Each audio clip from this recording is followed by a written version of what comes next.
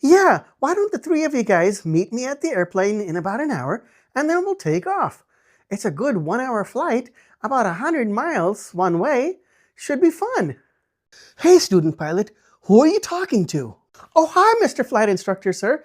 I was getting ready to go for a flight with some of my friends.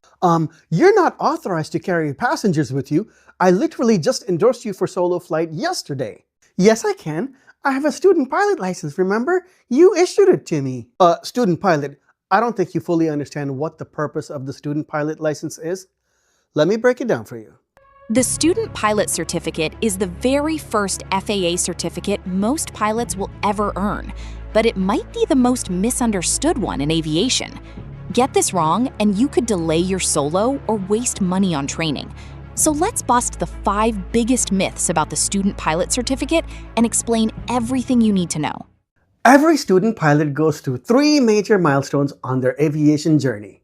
The first milestone is the beginning of your flight training. This is when you begin taking lessons with a certified flight instructor. At this stage, your instructor is acting as the pilot in command, so you're learning the fundamentals while they supervise every flight. The second milestone is your first solo flight. This is a major achievement and the point where several FAA requirements come into play, including the Student Pilot Certificate itself. You will need to obtain your Student Pilot Certificate before you can legally fly an aircraft solo by yourself. Now, before you can embark on your first solo flight, you must meet the appropriate medical qualification, either by getting a third-class medical certificate from an FAA-certified aviation medical examiner or by obtaining Basic Med through your general physician. More on that in another video. You will also need an endorsement from your flight instructor, clearing you for limited solo flight. The third milestone is earning your private pilot certificate by passing your FAA practical test, commonly known as the check ride. That's when you transition from being a student pilot to a certificated private pilot. Let's keep these 3 milestones in mind, because every myth we're about to cover comes from confusing one phase with another. So what exactly is a student pilot certificate? A Student Pilot Certificate officially allows you to exercise solo flight privileges. That is, once you've met all of the FAA's requirements and your instructor has endorsed you. It's important to understand what it is and what it isn't. While a Student Pilot Certificate can allow you to fly solo as pilot in command, you are still considered to be flying under the supervision of your flight instructor. And you are legally required to abide by any limitations specified as part of your instructor's endorsement. A Student Pilot Certificate does not allow you to carry passengers, fly for compensation, or exercise the broad privileges that come with becoming a licensed private pilot. Think of it as your first official milestone on the journey toward becoming a pilot. All right, we're part of the way through the list. I just wanted to take a brief moment to invite you to hit the like button if you're finding the content of this video to be helpful. And be sure to hit the subscribe button as we will be producing more content for aspiring aviation enthusiasts like you. So how do you get a student pilot certificate? Fortunately, getting a student pilot certificate is a lot easier than most people think. The process begins by creating an account in the FAA's Integrated Airman Certification and Rating Application System, better known as IACRA. You must be 16 years old and can read, speak, and understand the English language. That's literally it. After completing your application, you'll verify your identity with an authorized instructor, designated pilot examiner, or FAA representative. Once your application is approved, the FAA issues your student pilot certificate electronically. Most flight schools help students complete this process well before they're ready to solo. So by the time your instructor says you're ready to fly on your own, you'll already have your certificate in hand.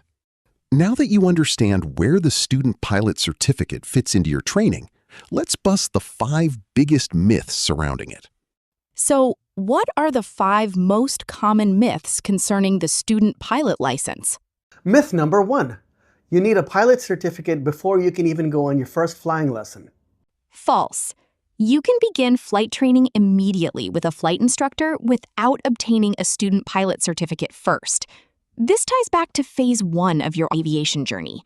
That being said, you must have your student pilot certificate in hand before you can be endorsed by your instructor for your first solo flight. Endorsement for solo flight marks the beginning of the second phase of your student pilot aviation journey. Myth number 2. You need an FAA medical certificate before you can even get your student pilot certificate. Also false. The FAA can issue your student pilot certificate without a medical certificate. However, you'll generally need to obtain a medical certificate before you can be authorized to fly solo. The exception to this would be if you qualify for flying under sport pilot rules or another applicable exception. To reiterate, medical requirements become important at the solo stage, not when applying for the student pilot certificate. All right, you've made it this far into the video. As a token of appreciation, I invite you to click on the link in the description below this video where you can get a free download of the Private Pilot Checklist Toolkit. Myth number 3. A student pilot certificate is basically a pilot license. No. It is an FAA Airman certificate, but it isn't a pilot license that gives you broad flying privileges. It simply allows you to conduct solo flights under very specific conditions established by your instructor. Your private pilot certificate is what gives you substantially greater operating privileges. Myth number 4. Once I get my student pilot certificate, I can take my friends and family flying whenever I want, wherever I want, and I can even get paid for flying. Definitely not. Student pilots may not carry passengers, fly for compensation or hire, or exercise the privileges of higher pilot certificates. Even after your first solo, you're still operating under your instructor's endorsements. And finally, myth number 5. My student pilot certificate has an expiration date. This used to be true years ago. Fast forward to today, student pilot certificates do not ever expire. However, there are other aviation requirements that do expire. Your instructor's solo endorsements typically require renewal every 90 days for continued solo authorization. Your FAA medical certificate also comes with an expiration date, depending on your age and the class of medical certification obtained. So while the certificate itself remains valid, you still need current endorsements and medical qualification to continue exercising student pilot privileges.